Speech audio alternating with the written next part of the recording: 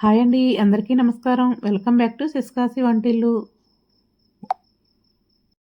ఈరోజు వీడియోలో రెస్టారెంట్కి ధీటుగా ఉండే సూపర్ టేస్టీ కాజు పన్నీర్ మసాలాని ఎలా తయారు చేయాలో చూద్దామండి. అది కూడా హోమ్ మేడ్ పన్నీర్ తోటి చాలా సులభమైన పద్ధతిలో ఉంటుంది. కొత్తగా వంట నేర్చుకునే వారు కూడా ఈజీగా తయారు చేసుకోవచ్చు అన్నమాట. అంత సింపుల్గా ఉంటుందన్నమాట ప్రాసెస్ అంతా కూడా. మరి వీడియోలోకి వెళ్ళే ముందు ఒక లైక్ చేసి సపోర్ట్ చేయండి.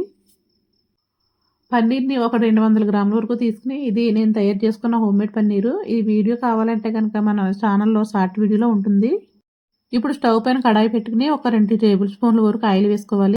ఒక పావు టీ స్పూన్ పసుపు వేసి కట్ చేసుకున్న పన్నీర్ ముక్కలు వేసుకుని లైట్‌గా కలర్ మారే వరకు వేయించుకోవాలి. మంటని మీడియంలో పెట్టుకుని నిదానంగా వేయించుకోవాలి. చూడండి, ఈ విధంగా వేగితే సరిపోతుంది. మరీ గట్టిగా వేయించినా కూడా సాఫ్ట్‌గా లేకుండా గట్టిగా వచ్చేస్తాయి. ఒక గిన్నెలోకి తీసేసుకుని అదే మూకుట్లో ఒక బిర్యానీ ఆకు, 4 లవంగాలు, ఒక స్టార్ ఫ్లవరు, కొంచెం దాల్చిన చెక్క, ఒక 4 మరాఠీ మొగ్గలు, కొంచెం సాజీరా వేసుకుని వేయించుకోవాలి.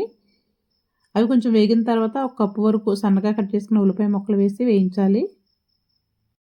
మనకి ఈ కర్రీ తయారు చేయడానికి సింపుల్‌గా వన్ పాట్‌లోనే అయిపోతుంది. ఇప్పుడు ఒక 10 వరకు జీడిపప్పు పలుకులను తీసుకుని నానబెట్టుకోవాలి. ఒక పావుగంట ముందే నానబెట్టుకుని గ్రైండ్ చేసుకోవాలి. కొంచెం వాటర్ పోసుకుని దీనిలో ఒక టీ స్పూన్ వరకు ఉప్పు, 1½ టీ స్పూన్ కారం, ఒక టీ స్పూన్ వరకు హోమ్మేడ్ గరం మసాలా వేసుకుని కాజు పేస్ట్లో కలిపేసుకోవాలి. పన్నీరు గరం మసాలా కూడా మనకి హోమ్మేడ్వే.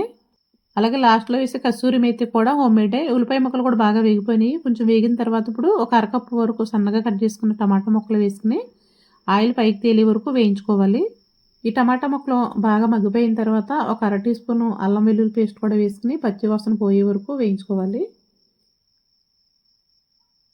ఇప్పుడు ఒక 3 పచ్చిమిర్చిని కట్ చేసుకుని పొడవుగా కట్ చేసుకుని వేసుకోవాలి. ముందే వేస్తే కనుక మెత్తగా అయిపోయి ఎక్కువ కారం అయిపోతుంది. లాస్ట్లో వేసుకుంటే బాగుంటుందన్నమాట. కొంచెం మెత్తగా అవ్వకుండా ఉంటుంది.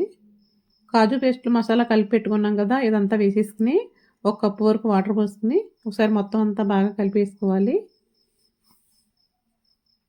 ఇప్పుడు వేయించుకున్న పన్నీర్ ముక్కలను వేసేసుకుని ఒకసారి మొత్తం అంతా కలుపుకొని మూత పెట్టేసుకుని మధ్య మధ్యలో కలుపుకుంటూ ఉండాలి. మంటని మీడియంలో పెట్టుకుని ఉడికించుకోవాలి. ఆయిల్ అంతా సపరేట్ అయ్యే వరకు ఉడికించుకోవాలి. లాస్ట్లో ఒక అర టీ స్పూన్ వరకు హోమ్మేడ్ గరం మసాలా, కొంచెం కొత్తిమీర, వేయించుకున్న కొన్ని జీడిపప్పులు వేసుకుని లాస్ట్లో కొంచెం కస్తూరి మేతి వేసుకోవాలి. పన్నీరు, గరం మసాలా, కస్తూరి మేతి మనం ఇంట్లో తయారు చేసుకున్నాయి. మన ఛానల్లో వీడియోస్ ఉన్నాయి, చూడండి కావాలంటే. అంతేనండి. వీడియో నచ్చితే కనుక లైక్ చేసి మన ఛానల్ సపోర్ట్ చేయండి. మోర్ వీడియోస్ కోసం please subscribe. Thank you for watching.